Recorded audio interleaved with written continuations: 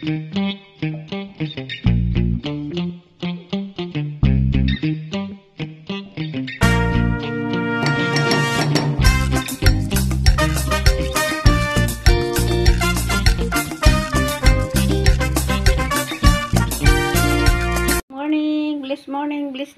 day, blessed morning. Busy na naman si Inday sa kusina.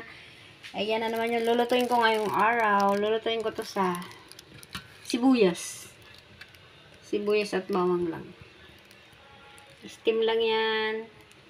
At ito ay magtitinula ako ng buto-buto. Ito ang ilalaw ko. Papaya.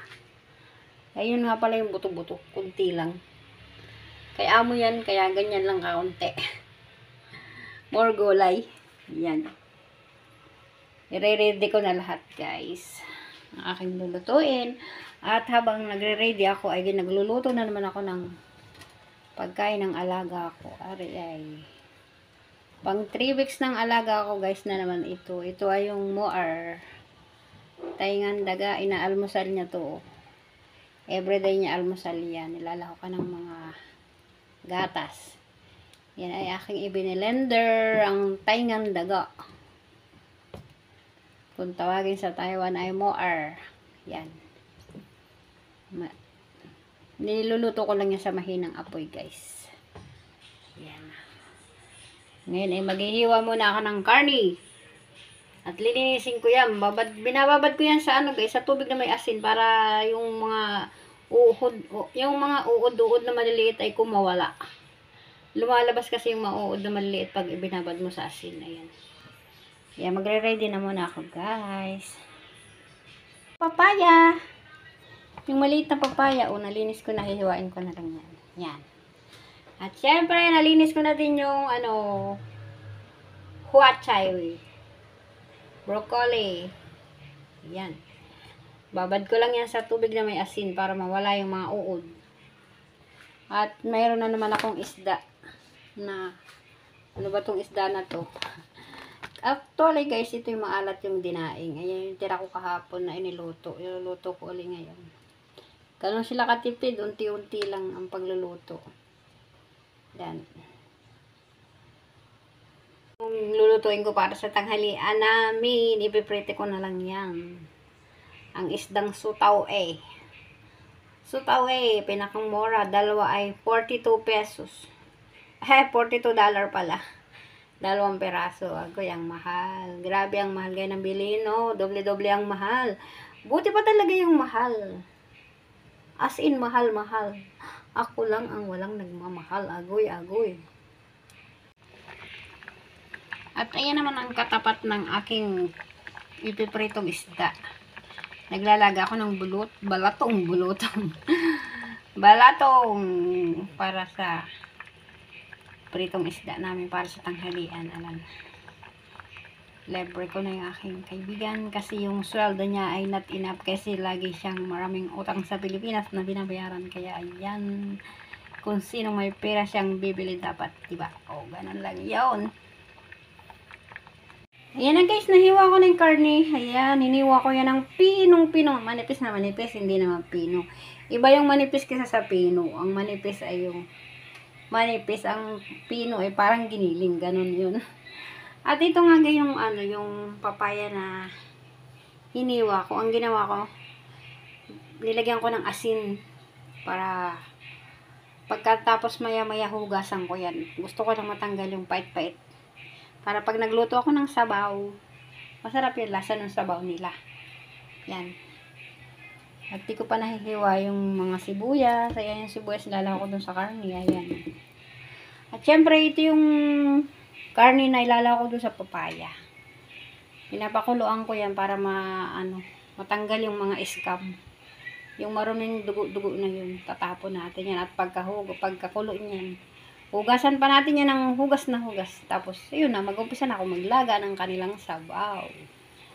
Ganun lang, guys. Kaya yung mga gustong mag-abroad dyan dito sa Taiwan, panoorin nyo lang yung aking mga vlog para hindi na kayo mahirapan mag-isip kung paano pagluluto ng mga pagkain ng mga Taiwanese. Okay, guys. Continuous. At dahil mamaya ko pa ito lulutuin gabi, guys, imamarinate ko muna siya. Ayan, sa bawang. Sibuyas. Pamenta. At toyo. Para malasa na siya mamayang gabi. Ayan guys. Lalagay ko na yung sa rep. Mamayang hapon ko na yung lulutuin. Ganyan lang ang pagmamarinate ko. Ayan. Nahalo ko na guys. Halong-halo na yan. Kaya pag niluto ko mamayang hapon, lasap na ang lasa niyan. Ang tawag lang dyan ay yang chongro. Yung sibuyas na may karne. Yung yanchong kasi, sibuyas. Kaya yan chongro ang tawag dyan. Ayan. Nag-umpisa na ako magluto ng sabaw.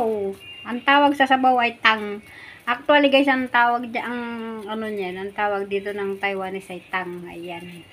Ang halo lang niya ay luya. Luya at asin lang. Wala kaming ibang hinahalo sa kanilang sabaw kung hindi asin. Tapos ito, ihahalo ko na. Ayan.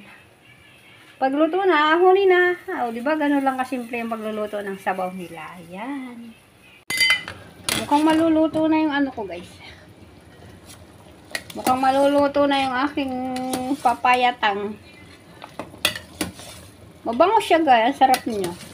Kahit asin lang ang lahok niya at luya na ako, super sarap niya.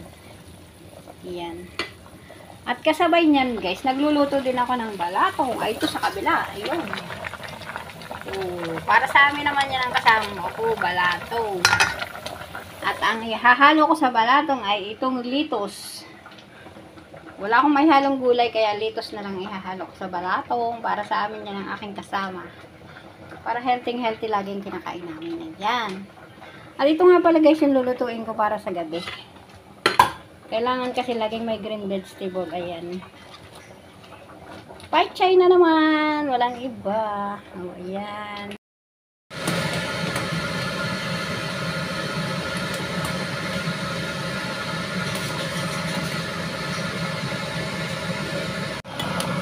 Ayan na guys. Luto na ang aking papaya sabaw. O, ayan. Luto na ang kanilang papaya. Papaya tang. Yan. Maingay no. Binuksan ko yung exhaust fan.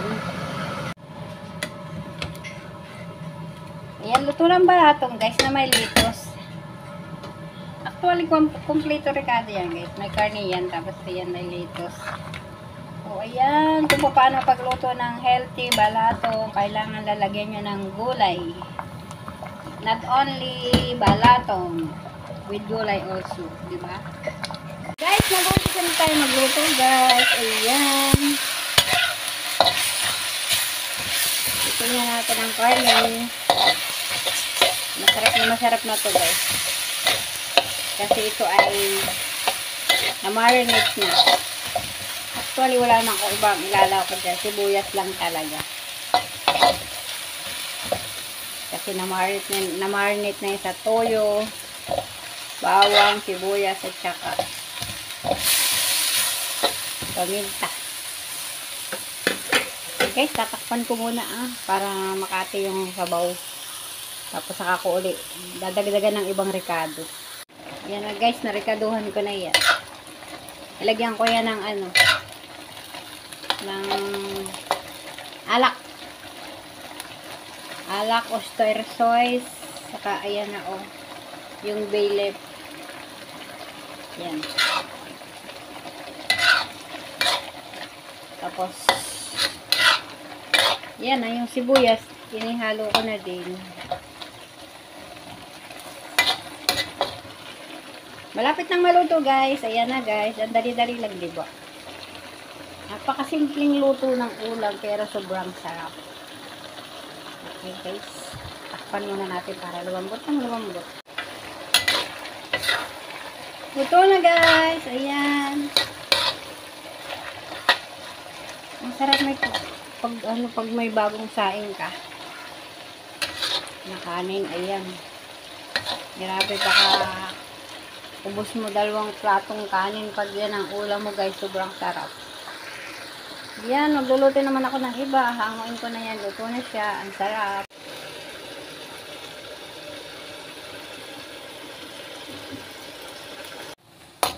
Ayan, paluto na din ang broccoli. Binablance ko lang yan, guys. Pagkatapos niyang mablance at luto na siya, ayan na. Nalagyan ko lang siya ng oyster sauce at saka olive oil. O yan, pwede na yan, guys.